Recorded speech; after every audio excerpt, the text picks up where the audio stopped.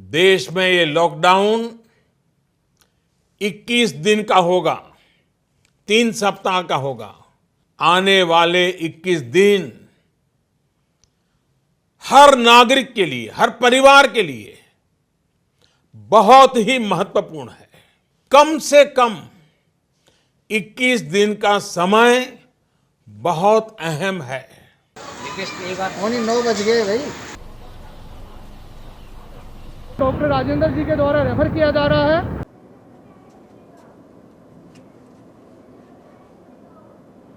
क्या हुआ? सिहर गए? सोचने पर मजबूर हो गए आप कि अब क्या होगा। और इस वीडियो को देखते देखते आपको यह अंदाज़ा नहीं है कि हकीकत क्या है, और इस मुद्दे पे हम बात करने वाले हैं। ऐसा इसलिए कह रहा हूं मैं क्योंकि अभी हाल फिलहाल सोशल मीडिया पे एक ट्रेंड चला हुआ है कि कुछ समय में या आने वाले 2 या 3 दिन में देश में एक बार दोबारा लॉकडाउन की दस्तक होगी। खैर, तनाव है 2 देशों के बीच में, 3 देशों के बीच में, 4 देशों के बीच में, मिडिल ईस्ट में। भारत देश में ऐसा कुछ सीन नहीं है।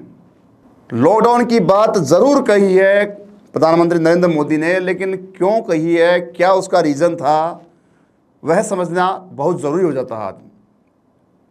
ऐसा इसलिए क्योंकि अफवाहों के दौर में, इस अफवाहों के दौर में कहीं ना कहीं दुनिया या जनता पैनिक हो जाती है, डर जाती है और अनचाहे कदम उठा लेती है, जिसका खामियाजा खुद तो भुगतना पड़ता ही है खुद को, तो अन्य लोगों को भी इसका खामियाजा भुगतना पड़ता है। सोशल मीडिया पे जो ट्रेंड चला हुआ है कि अगले ही कुछ दिनों में एक बार वापस लॉकडाउन लगने वाला है देश में। खैर, आपको ये चीज़ दिखाना मेरा बहुत बड़ा एक ये ओपिनियन था, एक मकसद था कि जिससे कि आप इस खबर को एंड तक देखें और समझें कि हकीकत क्या है लॉकडाउन को लेकर। क्या वास्तव में लॉकडाउन लगेगा या फिर ये एक महज अफवाह साबित होगी? इस खबर को देखने के बाद आप अपने आप को संतुष्ट महसूस करेंगे। जो जिज्ञासा चल रही है आपके दिलो दिमाग में, जो सवाल चल रहे हैं, क्वेश्चन चल रहे हैं, उनका जवाब आज इस खबर में आपको मिल जाना तय है। अब आते हैं अपन मुख्य खबर की ओर, जिसके बारे में अपन चर्चा करने वाले हैं। इस वैश्विक तनाव और मिडिल ईस्ट में जारी जंग के कारण दुनिया भर में जो हालात बन रहे हैं, उनका असर आने वाले समय में और गहरा हो सकता है। सही बात भी यही है। ऐसे में सवाल उठता है कि क्या भारत में भी हालात बिगड़ सकते हैं? क्या देश एक बार फिर किसी बड़े संकट की ओर बढ़ रहा है? और क्या पेट्रोल, डीजल और गैस की किल्लत अब हर घर तक पहुंचने वाली है? ये तमाम सवालों के जवाब जो है आपको आज इस पूरी खबर में, मेरे इस वीडियो में मिल जाएंगे। गुजारिश है आप एंड तक इस पे बने रहिएगा। दरअसल संसद में प्रधानमंत्री नरेंद्र मोदी ने जो बयान दिया है पिछले दिनों, हाल ही फिलहाल में, उन्होंने इन तमाम आशंकाओं को और मजबूत कर दिया है। मोदी ने साफ कहा है कि इस युद्ध के कारण दुनिया में जो कठिन परिस्थितियां बनी हुई हैं, उनका प्रभाव लंबे समय तक बना रह सकता है। ऐसे में हर देश को तैयार रहने की जरूरत तो है ही, विशेषकर भारत जैसे विकसित देश को, जहां की जनता हर कदम कदम पे सरकार का साथ देती नजर आती है। मोदी ने कहा कि हमने कोरोना जैसे बड़े संकट का सामना किया है एकजुट होकर।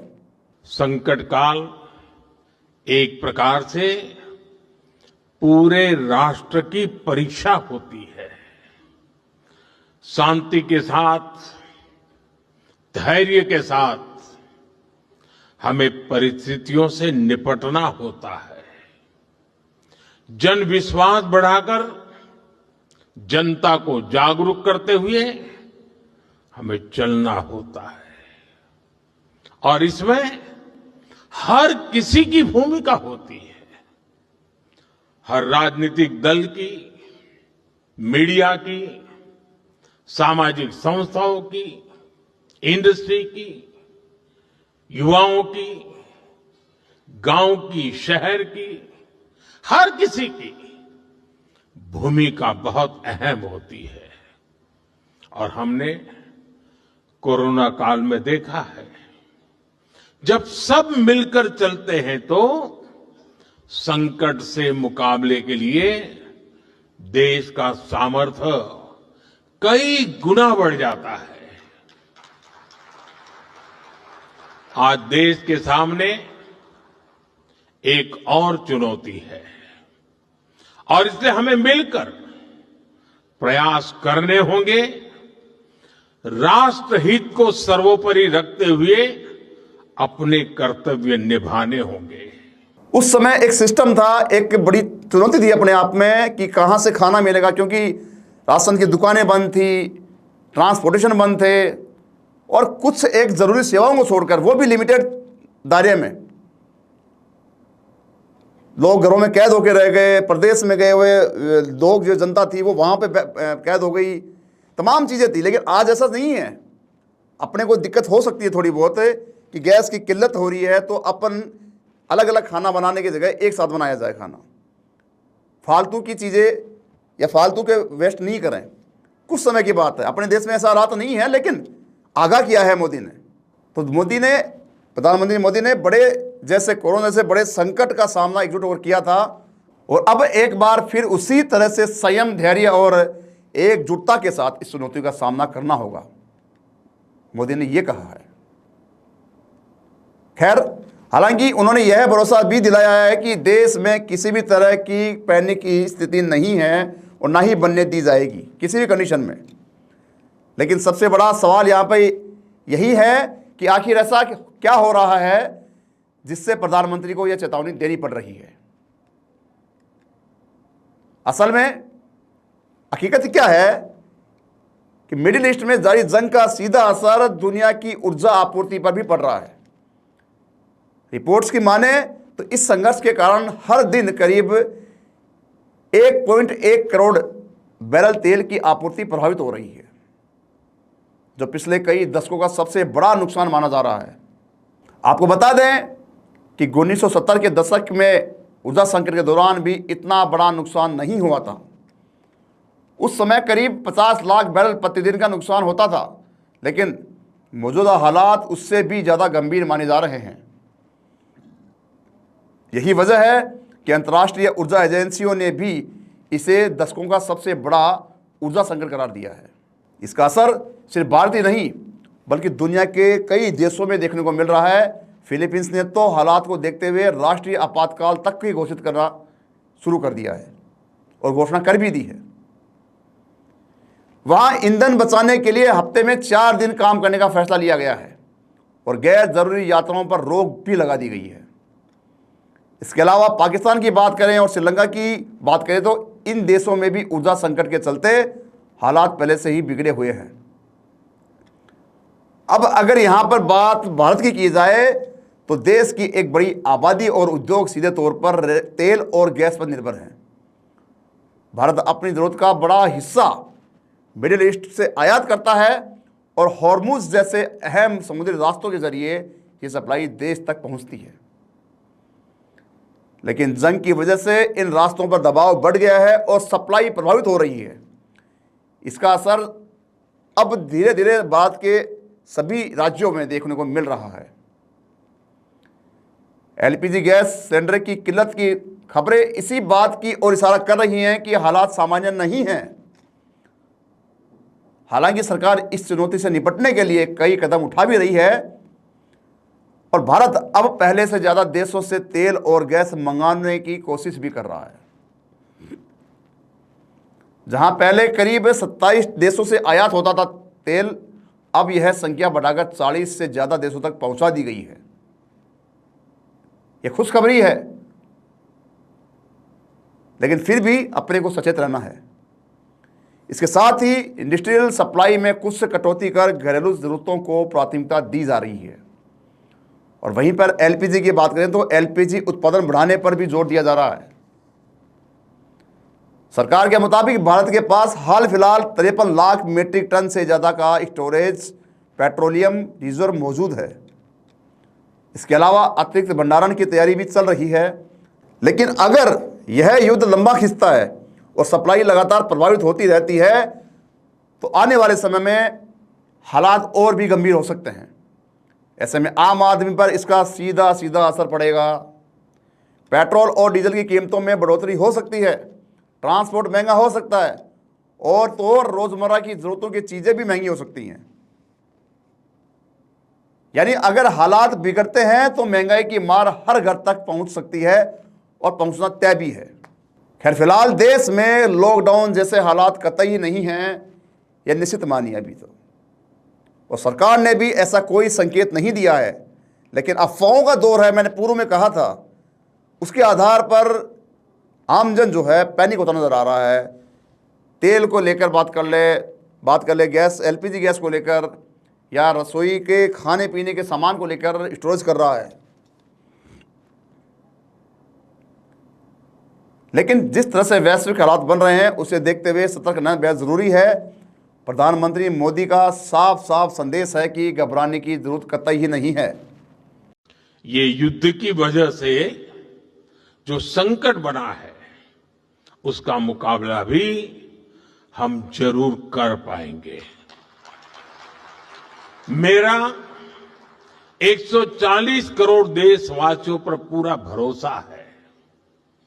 जैसे एक साथ संगठित होकर कोविड के संकट से हमने देश को बाहर निकाला था, उसी प्रकार हम इस वैश्विक संकट को भी पार कर लेंगे। और मैं फिर दोहराऊंगा, जहां तक सरकार का प्रश्न है, हम किसी भी प्रकार के प्रयत्न या प्रयास में कोई कमी नहीं आने देंगे। हमारे हर निर्णय में जनता का हित सर्वोपरि रहेगा।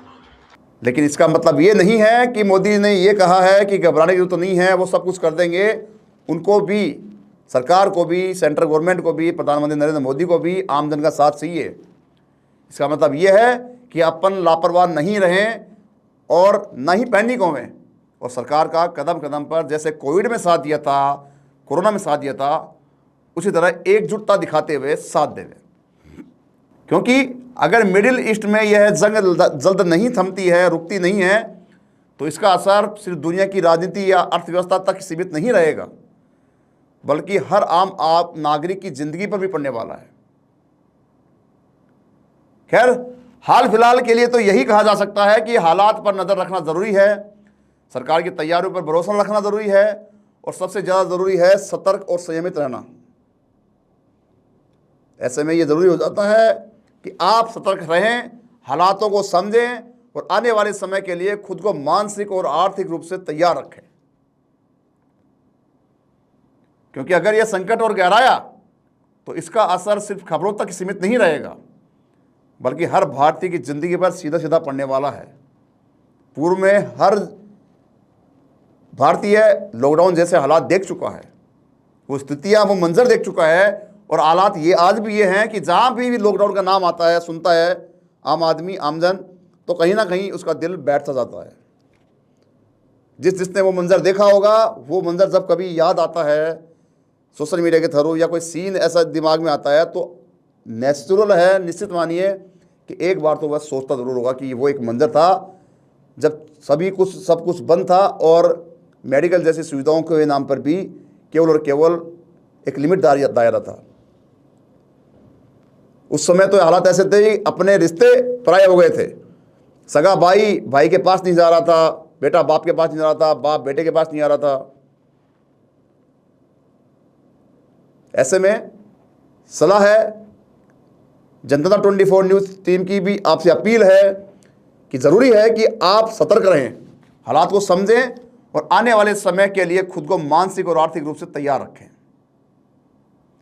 क्योंकि अगर यह संकट और गहराया तो इसका असर सिर्फ खबरों तक ही सीमित नहीं रहेगा, मैं पहले भी बोल चुका हूं, बल्कि हर भारतीय जिंदगी में सीधा सीधा पड़ने वाला है। हालांकि ऐसा कोई हालात बने नहीं है लॉकडाउन जैसे भारत में, लेकिन अगर युद्ध लंबा खिंचता है तो हालात गंभीर हो सकते हैं। और पीएम मोदी ने फिलहाल इसी चुनौती से निपटने के लिए हर भारतीय को आगाह किया है, सरकार ने अपील की है। तो मैं हाल फिलहाल इस वीडियो में इतना ही कहूँगा और एक अपील ज़रूर करूँगा कि पैनिक ना हो, डरे नहीं, घबराए नहीं, स्टोरेज नहीं करें। सबके चीज़ें जैसे काम आने वाली चीज़ें हैं, किसी के पास 3 कनेक्शन है सिलेंडर्स के, तो स्टॉक ना करें, दूसरे का भी नंबर आने दें, एक दूसरे की हेल्प करें, जिससे सरकार को और ज़्यादा हिम्मत मिलेगी और सरकार बढ़ चढ़कर बड़े ही जोश से इस युद्ध जैसी स्थिति में निपटने की, इस लॉकडाउन जैसी स्थिति में निपटने में हमारा पूरा सहयोग करेगी, जिसका बेनिफिट सीधा सीधा हमको खुद को पड़ेगा।